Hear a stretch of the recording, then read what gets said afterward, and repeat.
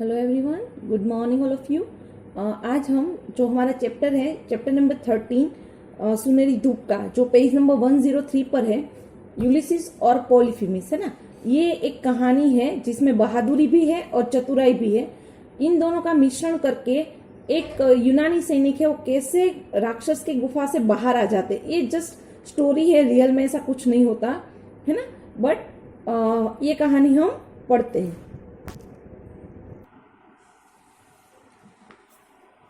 यह यूनान की एक प्रसिद्ध कहानी है। हम चतुराई व बहादुरी से अपनी व अन्य लोगों की जान बचा सकते हैं। आओ ऐसी ही प्रेरणा देती इस कहानी को पढ़े। यहाँ पे आपको एक थोड़ा सा क्विज पजल जैसा दिया गया है। आपको क्या करना है, 3 नंबर, तो 3 नंबर पे क्या लिखा है, ब, तो हमें यहाँ पे लिखना है ब। फिर 6 नंबर पे क्या लिखा है, हा, तो हमें क्या लिखना है, हा। ऐसे ही ऊपर की जो लाइन है वो 1 to 10 सीक्वेंस में नहीं है, बट नीचे की 1 to 10 सीक्वेंस में दी हुई है। तो आपको इसमें से जो शब्द जो अंक के नीचे लिखा है वो यहाँ पे लिखकर, तो ये वर्ड बनेगा बहादुरी और चतुराई। ये पजल है जो मैंने आपको एक्सप्लेन की है। अब हम चैप्टर की ओर आगे बढ़े। बहुत समय पहले यूनान में कुछ बहादुर सैनिक रहते थे। यूलिसिस उन्हीं सैनिकों में से एक था। एक बार युद्ध के बाद वे जब समुद्री रास्ते से शहर की ओर वापस लौट रहे थे, तो वे रास्ता भटककर किसी अन्य देश में पहुंच गए। इस देश में विशालकाय राक्षस रहते थे, जिन्हें साइक्लोप्स कहा जाता था। उनके माथे के बीचों बीच एक आंख थी। वे गुफाओं में रहते थे। उनकी बकरियां व भेड़ें भी गधों के समान बड़ी बड़ी थी।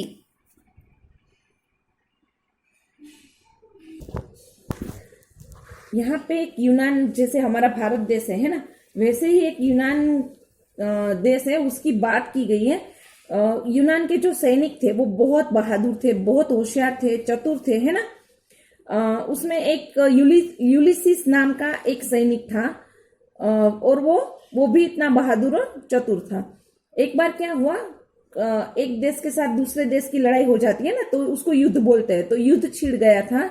तो युद्ध के बाद जब ये यूनानी सैनिक थे, यूलिसिस और उसके साथी थे, दूसरे यूनानी सैनिक थे, वो लोग जब आ रहे थे समुद्री रास्ते से, समुद्र में आने जाने के लिए वो पहले समुद्री रास्ते का ही प्रयोग करते थे, है ना। तो जब वो समुद्री रास्ते से वापस लौट रहे थे, तो क्या हुआ, वो रास्ता भटक गए। उसको पता ही नहीं चला कि हम हमारे देश यूनान नहीं पहुंच रहे, किसी और जगह पर हम पहुंच चुके हैं। तो रास्ता भटक कर किसी और देश में पहुंच गए। उस देश में विशालकाय राक्षस रहते थे। अभी क्या होता है कि जब वो किसी और देश में पहुंच गए, तो उसको पता नहीं था वो कौन सा देश था, वहां के लोग कैसे थे, है ना, वहां का जो नेचर है वो कैसा था। तो जहां पे वो पहुंचे, वहां पे जो देश था वो विशालकाय राक्षसों का देश था। यानी वहां पे जैसे हम इंसान रहते हैं, वहां पे बड़े बड़े राक्षस ही रहते थे, बड़ी बड़ी गुफा राक्षस। तो वो राक्षस दिखने में कैसे थे, उसका छोटा सा वर्णन यहाँ पे किया गया है। राक्षस दिखने में बहुत भयानक थे, है ना, वैसे भी डर लगता है। देखो चित्र में आपको साइड में भी दिखाया है।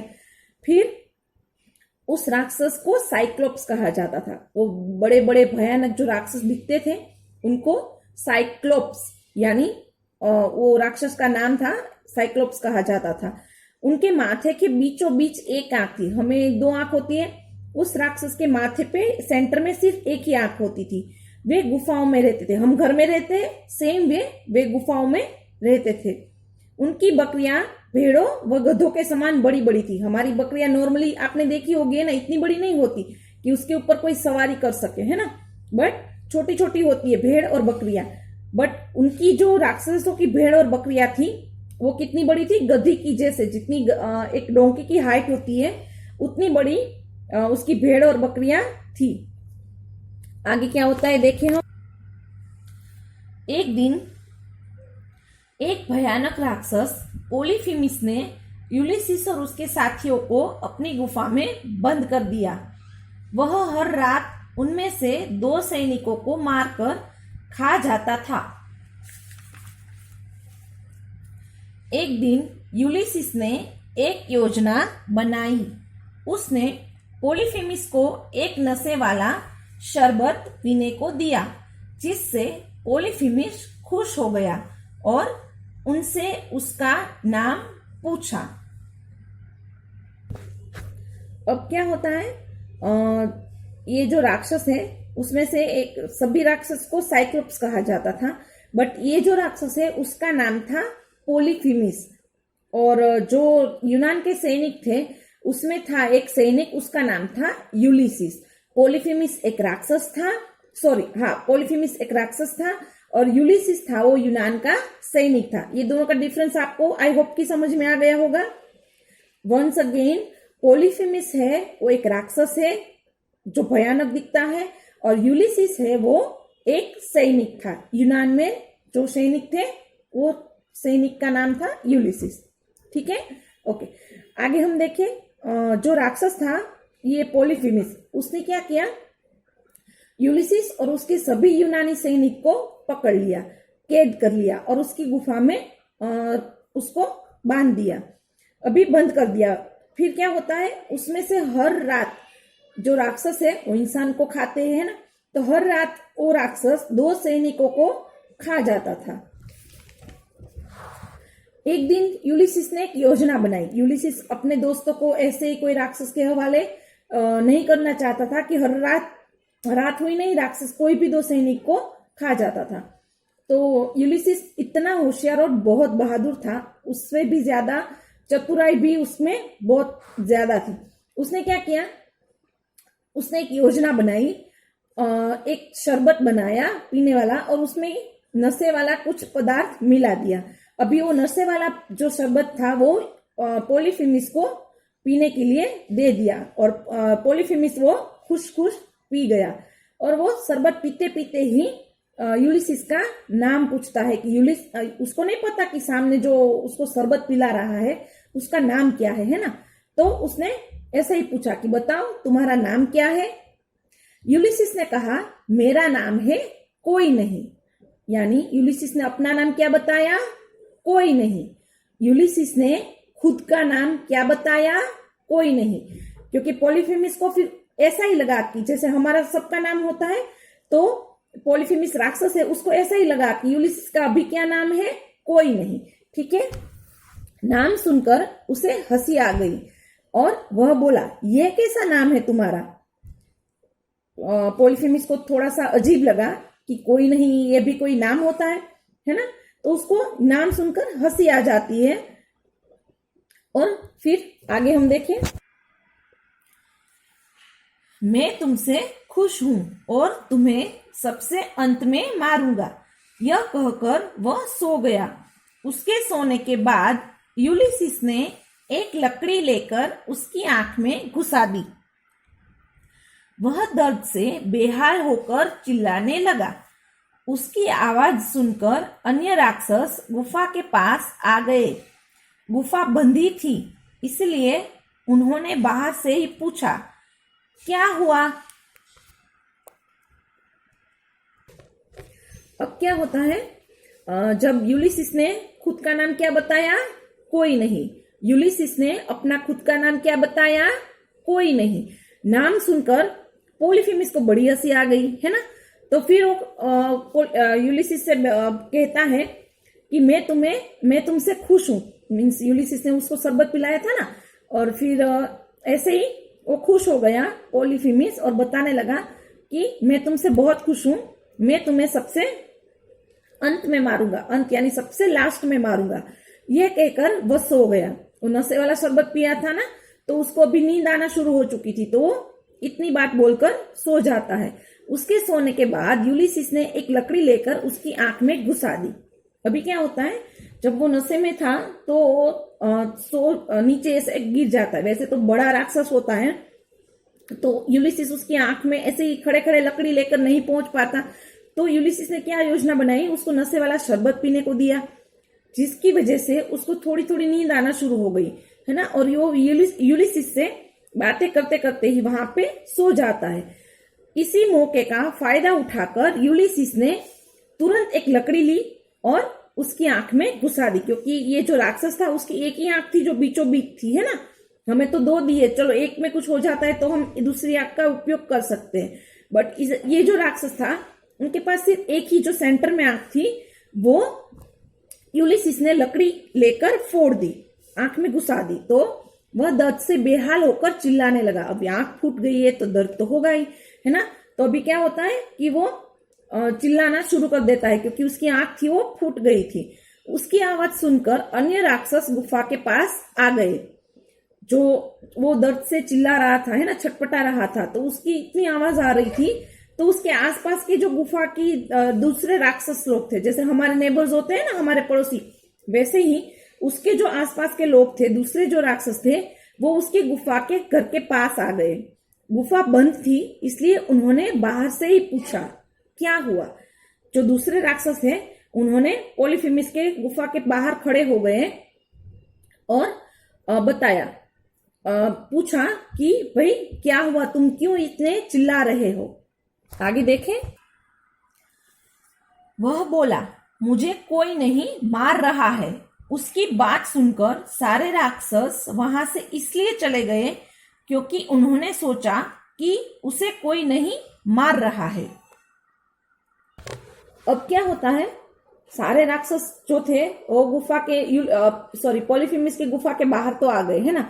अब बाहर आने के बाद सभी ने बाहर खड़े खड़े ही पॉलीफेमिस के से पूछा कि पॉलीफेमिस क्या हुआ, तुम क्यों चिल्ला रहे हो। पॉलीफेमिस ने आंसर किया, मुझे कोई नहीं मार रहा है। सच में अंदर गुफा में कोई नहीं, कौन था, यूलिसिस, है ना, क्योंकि यूलिसिस ने अपना नाम क्या बताया था, कोई नहीं। जो पॉलीफेमिस ने अपने बाहर गुफा के बाहर जो खड़े राक्षस थे उनको जब ये बात बताई कि मुझे कोई नहीं मार रहा है, रियल में तब गुफा के अंदर यूलिसिस था, वो पॉलीफेमिस को मार रहा था, बट सामने वाले राक्षस ये सोचकर चले गए कि इसको तो कोई मार नहीं रहा है, वो ऐसे ही चिल्ला रहा है ना। तो जो गुफा के बाहर जो राक्षस थे वो वहां से चले गए कि इसको तो कुछ हुआ नहीं, वो ऐसे ही चिल्ला रहा है, और रियल में गुफा के अंदर यूलिसिस पॉलीफेमिस को मार रहा था। आंख फूटने से पॉलीफेमिस को दिखाई देना बंद हो गया। अब प्रत्येक यूनानी सैनिक ने उसकी भेड़ के पेट से अपने आप को कसकर बांध लिया। अगली सुबह पॉलीफेमिस ने अपने भेड़ों को बाहर चरने भेज दिया। भेड़ों के साथ ही यूनानी सैनिक गुफा से बाहर निकल गए। अब क्या होता है, जो उसके फ्रेंड आए थे ना पूछने के लिए, तो वो लोग तो चले गए, बट एक ही आंख थी, अब वो भी फूट गई है। तो आंख फूटने से पॉलीफेमिस को दिखाई तो देना बंद हो चुका था, क्योंकि वो एक आंख से थी, वो फूट गई, तो अभी उसको कुछ दिखाई नहीं दे रहा था। अब प्रत्येक यूनानी सैनिक ने उसकी भेड़ के पेट से अपने आप को कसकर बांध लिया। जो मैंने आपको स्टार्टिंग में बताया, उसकी भेड़ बकरी कितनी बड़ी बड़ी थी, गधे के समान, जो गधा बोझ उठा सकता है ना कोई भी, तो इतनी बड़ी बड़ी भेड़ बकरियां थी। और हर एक यूनानी सैनिक ने खुद को हर एक भेड़ों के साथ बांध लिया। अगली सुबह क्या होता है, हम भी तो देखते हैं ना कभी कभी कि जो चरवाहा होता है ना, वो अपनी गाय, भैंस, बकरियां, भेड़, वो सारी चीजें चराने के लिए बाहर भेजते हैं, है ना, ताकि वो बाहर का वो सारा ग्रीन वगैरह जो घास वगैरह है वो खाते हैं। आपने कभी भी देखा होगा, है ना।